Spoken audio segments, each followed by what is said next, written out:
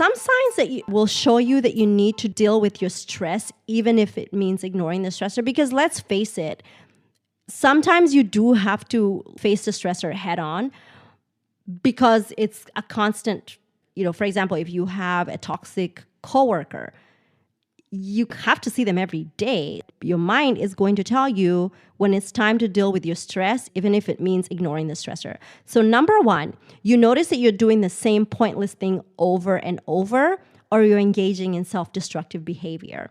You know how they say that insanity is doing the same thing over and over, expecting different results. But this is like you're just like constantly just ruminating, and it's not actually even producing any results, or you're engaging in self-destructive behavior, whatever that might mean for you, over-consuming, under-consuming, buffering your emotions because you're not dealing with the stress. Number two is what Brené Brown calls chandeliering. And it's the sudden, overwhelming burst of pain that's so intense that you can no longer contain it, so you jump as high as a chandelier. It's out of proportion to what's happening in the here and now, but it's not out of proportion to the suffering you're holding inside. It has to go somewhere, so it erupts. And a good example of this is like, have you ever had a situation where maybe somebody just, was rude to you, and you just had like the craziest like outburst reaction to it, and you're like, that has nothing to do with what's happening, but now why am I so emotional about it? Or, your spouse looks at you the wrong way, and you're like, oh my gosh, and you just go through this cycle. That's what chandeliering is. It's basically your body is telling you, listen, you need to deal with your stress because this stress needs to go somewhere, and it's going to erupt at the very most inconvenient moment. Number three is you turn into a bunny hiding under the hedge. Okay, so you're a bunny and you're running away from the fox. And the fox is chasing you and the fox is chasing you, and you hide under the hedge.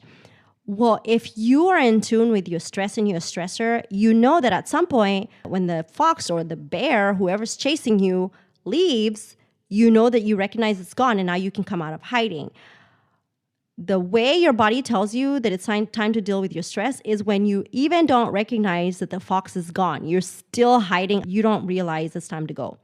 Number four is that your body feels out of whack. So if you are having unexplainable symptoms like unexplainable pain, or you just don't feel right, that's your body sending you a very loud and clear message to get out of Dodge.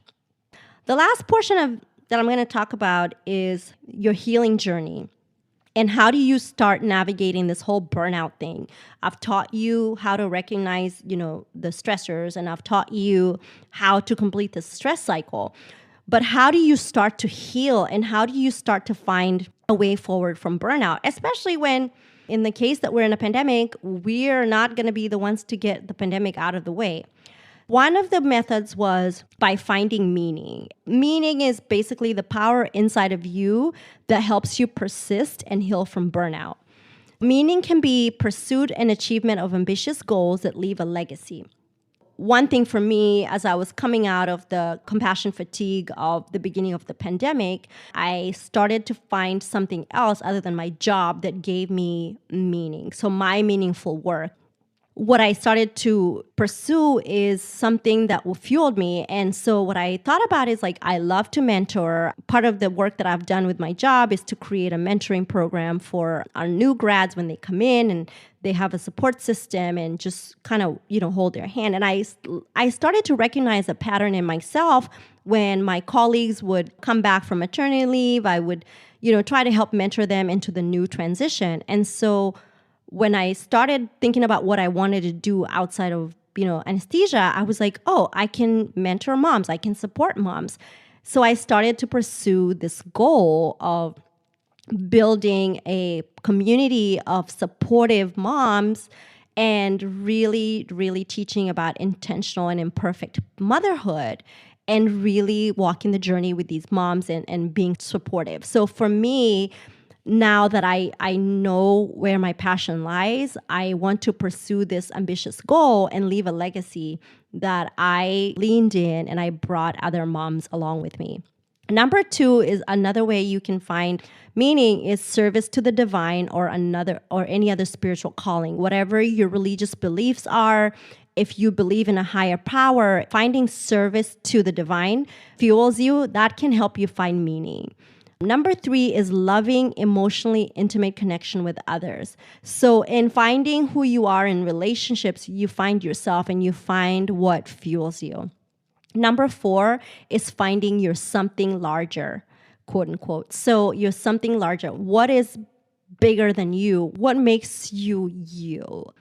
And I want to read a quote with you. It's a quote by John Barrymore, and it says, "Happiness often sneaks in through a door you didn't know that you left open." I think once you find your something larger, you don't even realize it was there all along, but then happiness comes in through that door. Another way of your healing is to connect and regulate. Social connection is super, super important. And as humans, we are wired for connection. And we're built to oscillate between connection and autonomy. We go back and forth and back and forth. Whether you're an introvert, whether you're an extrovert, there's bits and pieces of connection and autonomy that go with every personality.